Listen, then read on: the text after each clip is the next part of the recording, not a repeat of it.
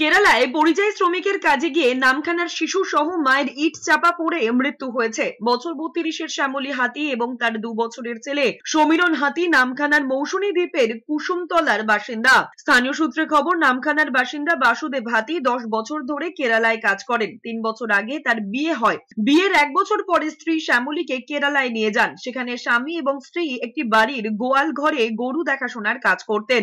রবিবার সকালে বাজার থেকে ফিরে ইটের নিচে স্ত্রী এবং ছেলের দেহ উদ্ধার করেন বাসুদেব। জানা গিয়েছে, জলের ট্যাঙ্কের নিচে কাপড় কাচার সময় কংক্রিটের জলের ট্যাঙ্কটি তাদের উপর ভেঙে পড়ে। ঘটনাস্থলেই মৃত্যু হয় মা ছেলের। জল ট্যাঙ্কি সাইডে একটা দেওয়াল ছিল, ওই দেওয়ালটা ভেঙে ওই জল ট্যাঙ্কির উপরে পড়ে। তারপরে জল ট্যাঙ্কিটা ওই আমার বৌদি আর পুত্রার গায়ের উপরে পড়ে, চাপা হয়ে দুজন মারা গেছে।